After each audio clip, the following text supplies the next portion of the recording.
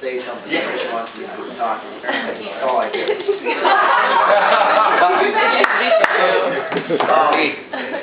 You know, I think what Mike said again, I don't think I started trying to get back. You know, Katie and I, for those of you guys that have witnessed it the last few months, have been very stressed out, and you know, we've worked really hard on trying to make this a special weekend. And, I think at times we started to lose focus on what was really important, which is really just like being together and knowing that we're going to share our lives together, and realizing that we want our family and our friends to be there to see it and send us on our way as we go into the journey together. But we both travel for work. We're both pretty controlling, intense people. I think we both like doing things our way. And at least what I found, I don't know, I'll ask Katie if she feels the same way. What I found out, I'm an only child, and I always had the benefits of having friends who lived really close, and we'd do sleepovers. And one of my groomsmen, Mike, who's in the blue shirt, came all the way from Vegas, and Mike and I have known each other since first grade.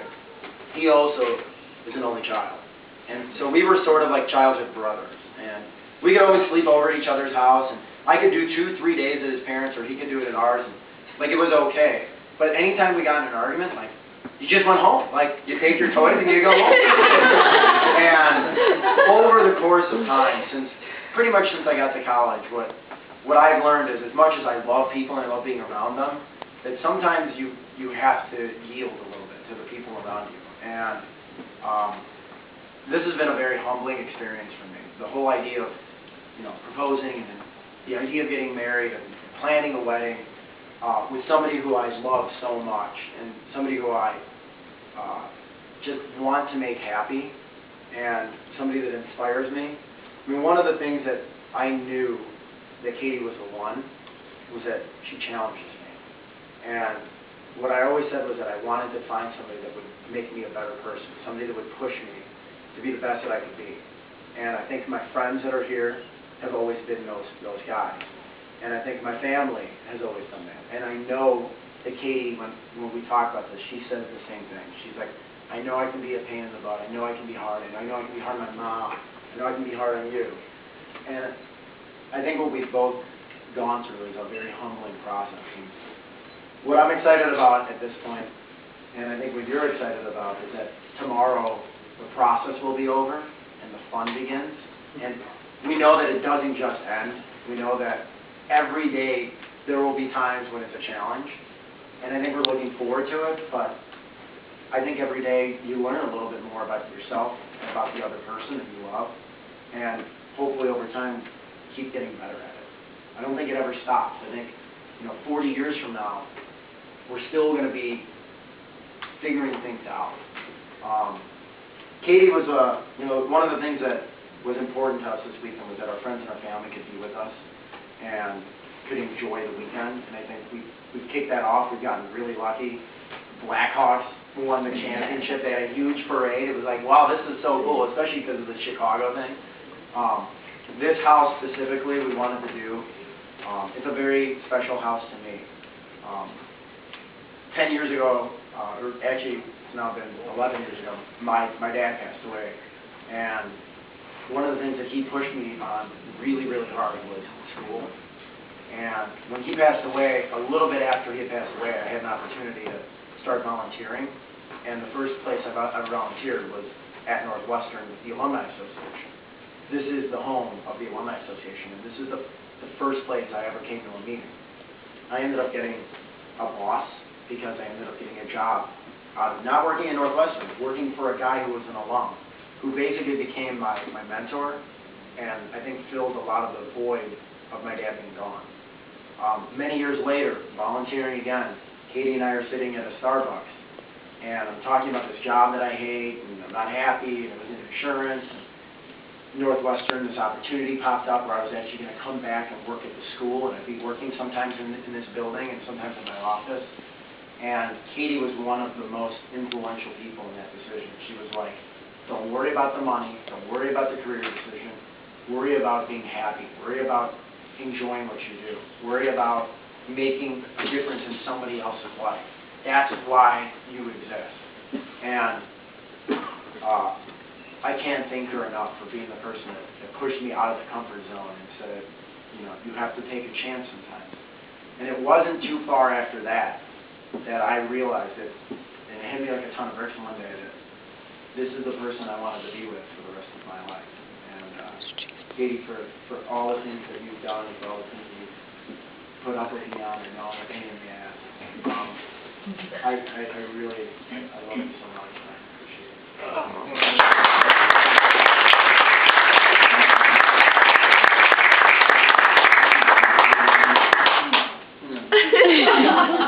You sure you want to marry her?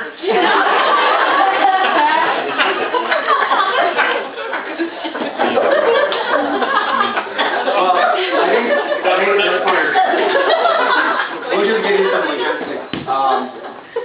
You know, tonight cannot be a late night for us because we have a very early morning. I think if we can work it out, we'd like to meet up with people who want to stay out for a drink or something back in the city. We're going to try to figure that out in the next couple minutes, and we'll let everybody know. But we want to keep it somewhere close to downtown. For tomorrow, it is going to be an earlier day than typical. Katie has made me promise on my life that we start on time at 11:30, and knowing that I can be late for pretty much anything, we are going to start at 11:30. I've learned enough too many times. I would say if you're driving, you know, make sure you probably get on the road from downtown by 10:30 just so that you can find parking. There might be a few spots behind Alice Millar, but there's a parking lot on this street right there at the corner. It's a self-park. There should be some street parking around as well. After that, we want to pretty much get moving because the reception is going to start pretty much when the first people walk in the door. And we've told the restaurant to be ready for people to show up as early as 1:15. Likely, most of us, by the time we get in our cars or taking cabs or whatever it is we're doing to get there, we'll probably not get there till 1:30. And that's going to go until 4:30 or so. At that point, the official reception will end. The restaurant has made us welcome to stay as long as we want. Some of us are going to leave to go to our homes and go get the open house ready. At that point, we would say if you want to go to your hotel rooms or your homes or your cars or whatever and get a change of clothes, it's probably going to be a hot, humid day. There's a chance it's going to rain. We've got plenty of room between our two units. We hope that we can keep the rooftop open as well. As long as it doesn't rain, it will be. But we want everybody to dress comfortable for the open house. We want to make it a day, and it's actually a pretty long weekend because then Sunday, kind of do it all over again with the Cubs games for the people that are going to the Cubs games. If you have questions, or if you don't know how you're going to get home tomorrow from the church, there are some of our friends that have volunteered. They have a couple empty seats in their cars. You know, they're going to stand outside the chapel, and we're going to ask them to raise their hands. I'm going to ask our groomsmen and ushers to help us with that, to just kind of help identify people that might have empty slots. And if you're looking for a ride, don't be shy, raise your hand, because it's going to be a little bit harder to get a cab. You can get one in Evanston, it's not that hard, but everybody's going to the same place, so yeah, don't be shy about asking for a ride or getting it set up. It'll be easy. Does anybody have any questions about tonight or tomorrow? I know it's like yeah, raise it. When does your campaign start officially?